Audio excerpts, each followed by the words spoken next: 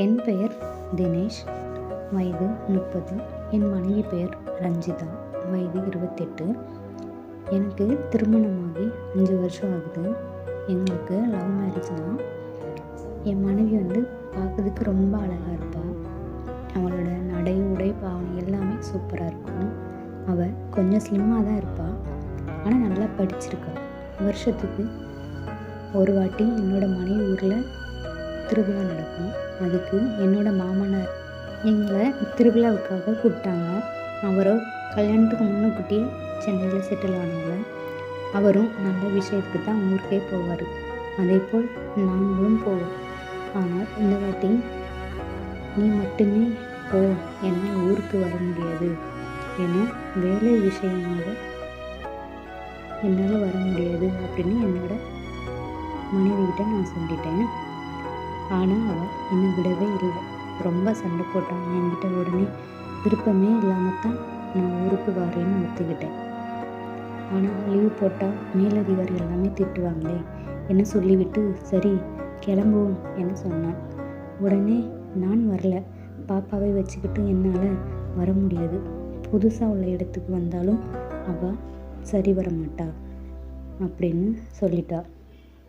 உடனே நானும் கத்துனேன். நான் மட்டும் தனியாக எப்படி போகணும்னு கத்துனேன். நாளைக்கு அம்மா வராங்க, அவங்களோட போங்கன்னு சொன்னேன். என்னம்மா சொல்கிற, உங்கள் அம்மா கூடவா? நான் எப்படி அவங்க கூட போக முடியும் அப்படின்னு.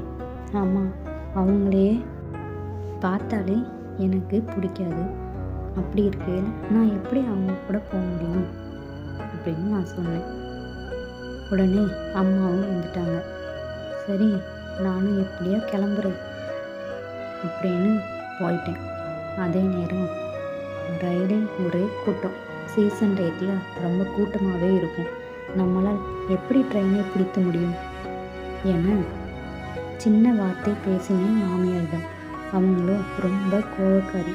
அவங்க கூட எப்படி நான் லாங் ட்ராவல் பண்ணுறது என தெரியாமல் ரொம்ப கஷ்டமாக இருந்தேன்.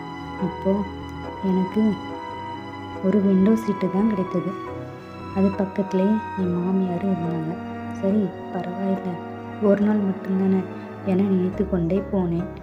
இரவு நேரம் என்பதால் அவங்களுக்கு வயிறு பசிக்க ஆரம்பித்தது. உடனே சொல்லவே இல்லை, பேசாமல் இருந்தார்கள்.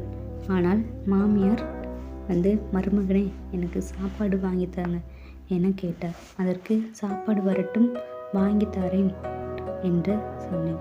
அப்போது இந்தாங்க செலவுக்கு பணத்தை வச்சுக்கோங்கன்னு கொடுத்தாள். இல்லை வேண்டாம், என்கிட்ட இருக்குது, நானே கொடுக்கிறேன் அப்படின்னு சொன்னேன்.